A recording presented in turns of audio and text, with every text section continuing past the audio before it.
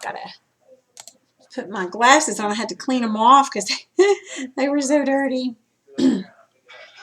Okay, here we go. We're going to go ahead and start chapter 14 in Heritage Studies. We are getting so close to the end of Heritage Studies. So we're studying all about the United States and the different regions in the United States. So we've studied about the Northeast, where like Massachusetts and Maine and Vermont and New Hampshire, those states up there. And then the last chapter we studied, chapter 13, we studied the Southeast, those places with Florida, Georgia, Alabama, Louisiana, and those types of states. All right, so now we're going to start, and we're going to do it's the same format. We're going to learn a little bit about the area, kind of the history about the area, and then another lesson we'll learn the flora and fauna of that lesson, of that region, and then another one we'll learn about how people make a living there. And so we're learning the same things about these different regions. And it's not just 1000% necessary that you memorize, know all of this stuff, but it kind of helps introduce you to some of the regions where we live. Now, the Midwest, if you'll look in your book on page 333, that's the beginning of this chapter, 333. And at the top of the other page, on the other side, 332, there's a man standing in a field looking over a hay field. And you'll notice a little red box that's got a map of the United States, a little tiny box, right underneath where it says 14. And you'll see the highlighted area, that's the region that we're in. It's called the Midwest. All right, so the states of the Midwest, typically those are called America's heartland. They're located in the heart or the center of our nation. They're also America's center of agriculture. A lot of our important crops and food products come from the Midwest.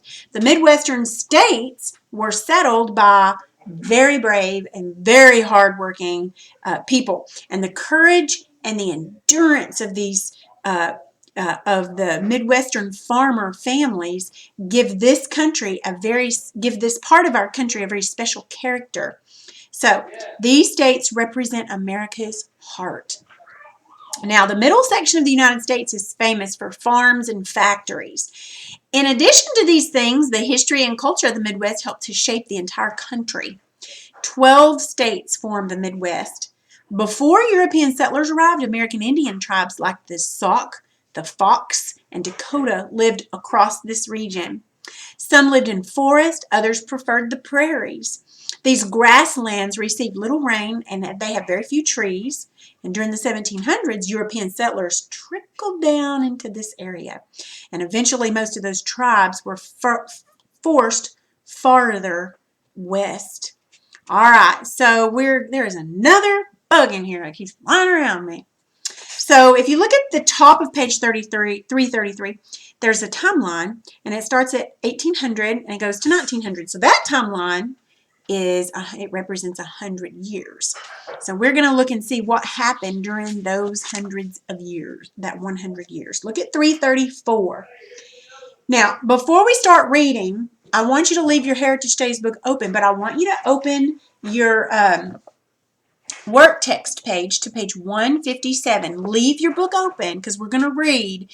But before we start reading, I wanted to show you something. So 157 in your work text. I bet you can tell me what that is a picture of on page 157. It's a picture. Do you know what it's called? Mount Rushmore. Mount Rushmore. It's a national memorial. It's located in the Black Hills National Forest near Keystone, South Dakota. The memorial shows the faces of 4 U.S. presidents sculpted into the side of the mountain. The 4 presidents are George Washington, Thomas Jefferson, sorry,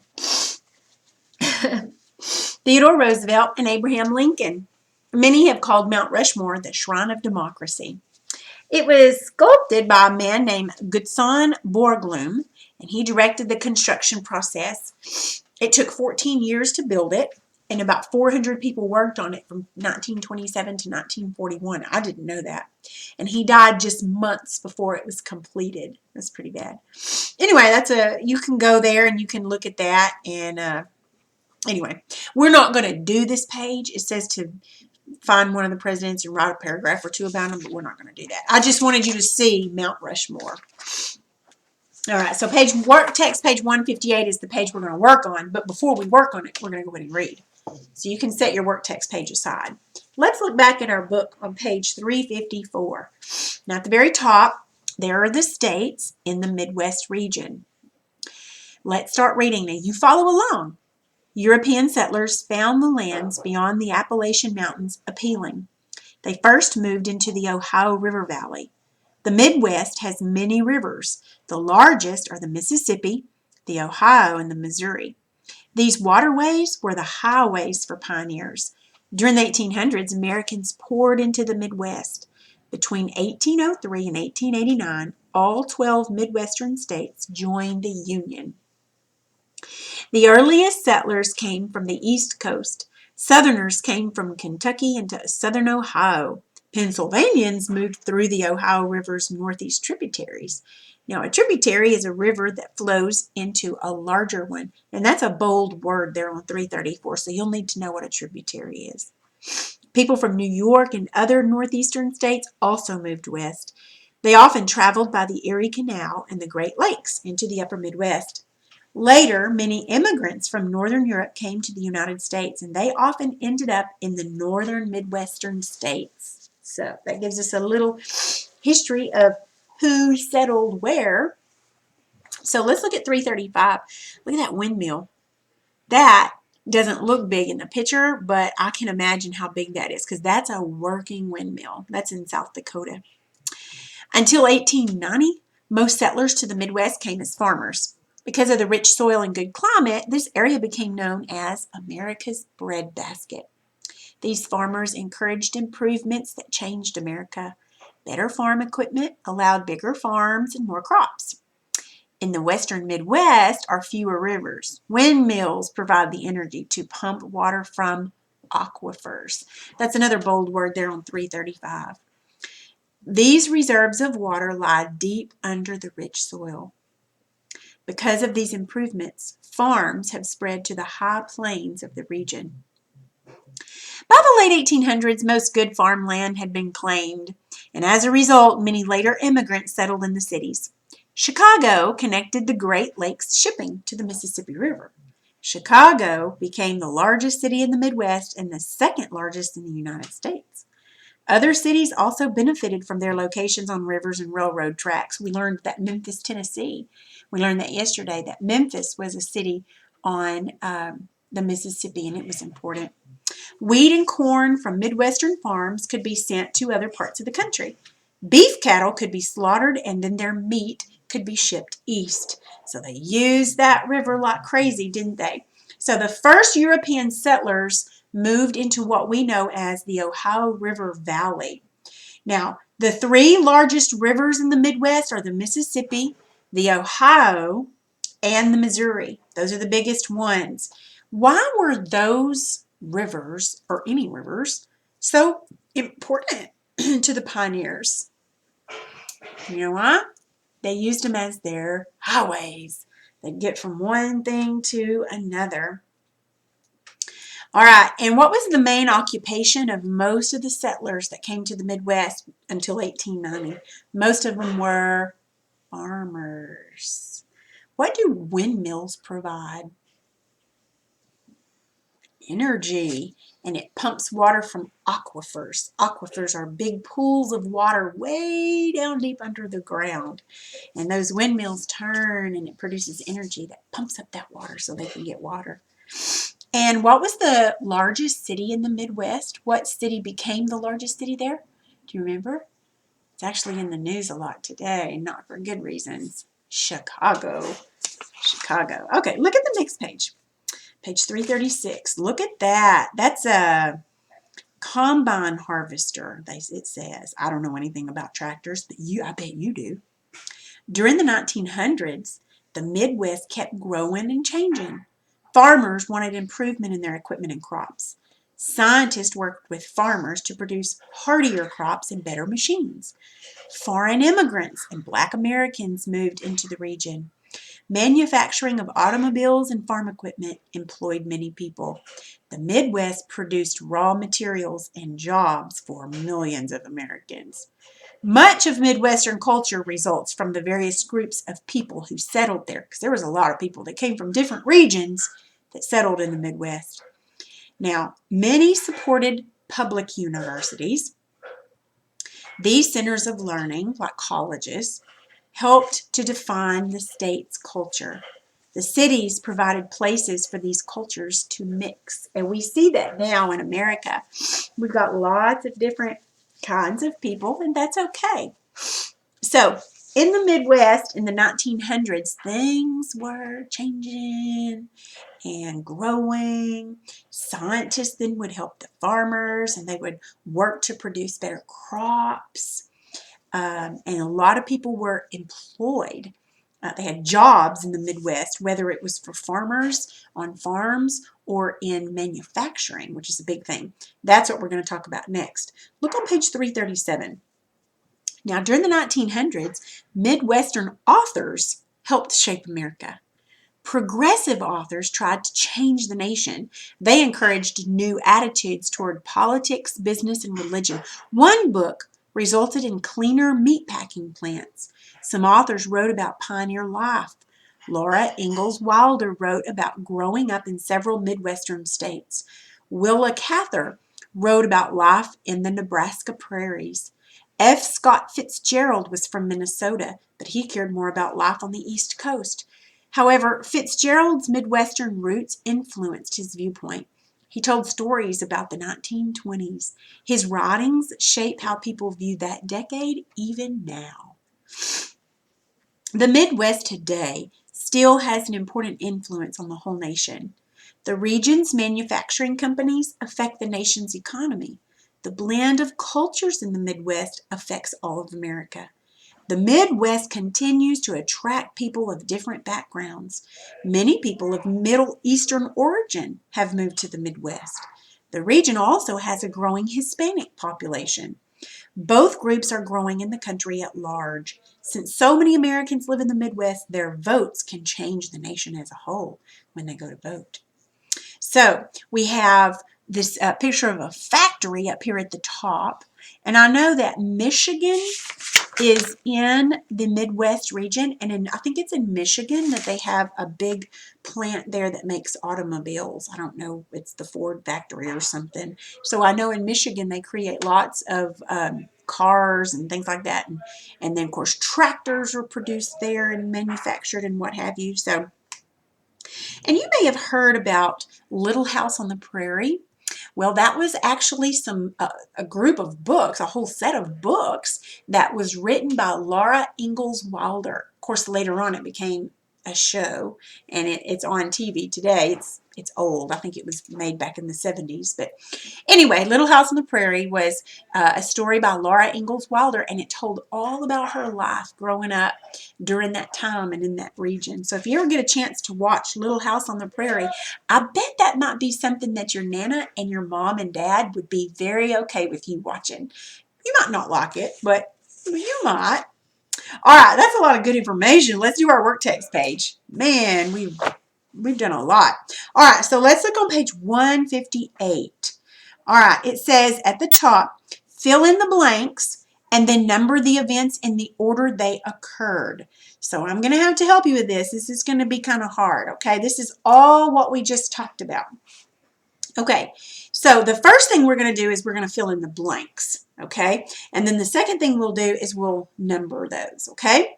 All right, now, Americans poured into the Midwest during the 1800s. What I'm going to do is I'm going to stop this and I'm going to do it to where I can share my screen, and that way I can write some of these words up there for you, and that way you don't have to. All right, I hope this is recording okay. My computer seems to be acting a little bit funny. All right, so let's look again at number 1. So Americans poured into the Midwest during the what? Do you remember when that was? they started pouring in? It was in the 1800s. All right, so let's go ahead and get that on here. This is your answer on number 1 in the blank, 1800s. Okay, let me see if I can change my color here. I'm not sure why this won't let me change back to, there we go. Okay, that will work. Okay, maybe not. Okay, so the 1800s, that's on number 1. All right, number 2. During the 1900s, blank worked with farmers to produce hardier blank and better blank. All right, so during the 1900s, who was it that worked with farmers? Do you remember?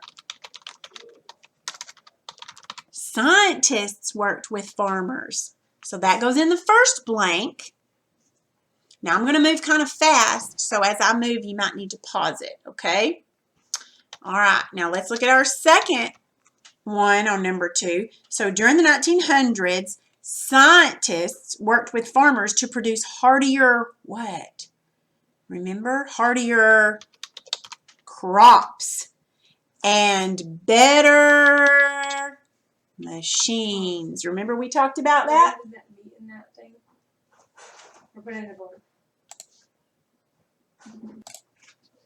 All right, so scientist goes in the first blank on number 2, and then crops, and then better machines. So put that on there. All right, let's see. Let's go ahead. Let me put the number here so we'll know what these go to. Okay. All right, let's go to number 3. If you're not finished writing number 2, you can pause it, okay? All right, number 3. The blank, blank, and blank Indians lived across the region. Do you remember the names of the 3 Indian groups that we named?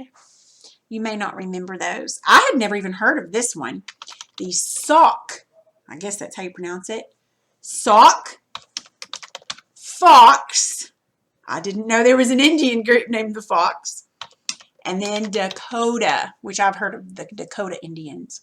So number 3, the Sauk, Fox, and Dakota tribes lived in and across the Midwest region when people came in. So that's your answers on number 3. So if you need to pause it to write that, go ahead. Otherwise, let's move to number 4. Blank from Northern Europe often ended up in the blank Midwestern states. What's it called when people come over to a different country from their country? They're called immigrants. So number 4, immigrants. Now, from Northern Europe, often ended up in the blank Midwestern states. Do you remember what part of the Midwestern states? The northern part, like way up in Michigan and Minnesota and those states, way up in the northern part of the Midwestern states. So those are your answers to number 4. All right. Number 5. During the 1700s, blank settlers trickled into the area. Where did these settlers come from? Do you remember?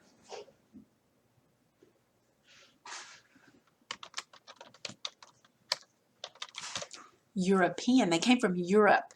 During the 1700s, way long time ago, during the 1700s, European settlers trickled into the area. All right, so if you need to write those down, go ahead and hit pause and write those down. All right, so now what we need to do is we need to put these in order as to how they happened. All right, so which one of these do you think is number 1? Number 1 is number 3. So you're going to need to write a number 1 beside number 3 because that happened first. First, the Dakota and Fox and Sauk Indians were there. Okay, what do you think happened second?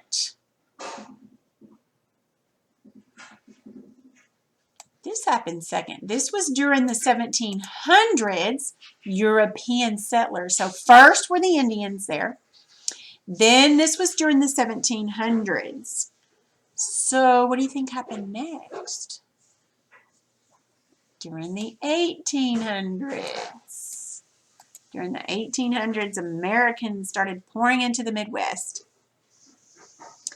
And then immigrants started coming into the northern area. And the fifth and last thing that happened is finally scientists started working with farmers and making better crops and better machines. So make sure you put that down. All right. Okay, so the next part is number 6, 7, and 8.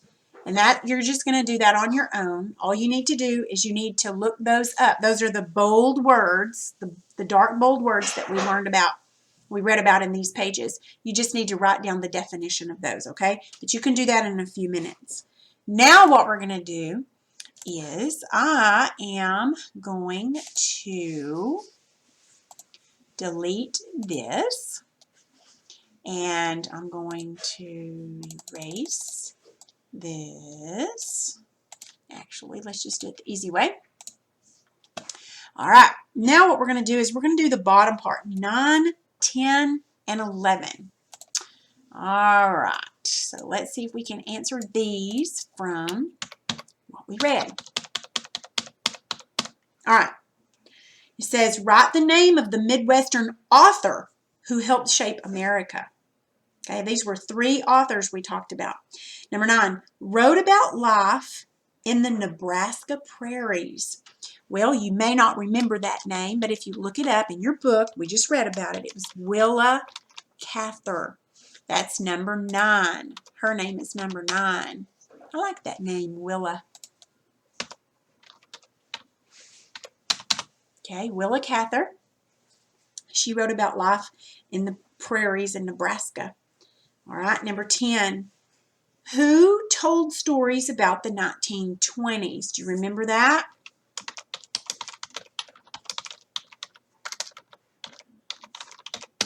F. Scott Fitzgerald. These are names you probably don't remember, but we did talk about them.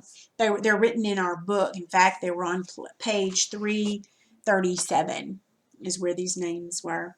Now, number 11, wrote about growing up in several Midwestern states. Remember, she's the famous, really famous one. She's the one that wrote Little House on the Prairie. Okay, here's your answers for these. And I'm just giving you these answers pretty much because this is just a study page. So this will help us study. It just kind of goes over notes from what we talked about. All right, well, this is the last one. What helped produce the Midwestern culture? What helped produce the culture in the Midwest? Do you remember what we talked about what caused the culture? Now, the culture is the way the people are, the things that they do as a group of people, how they worship, how they eat, the food that they eat, when they eat, how they eat, their mannerisms, their everything. That's culture. It's a group, it's a large group of people, and how they are. So what was it that helped produce that? Do you remember?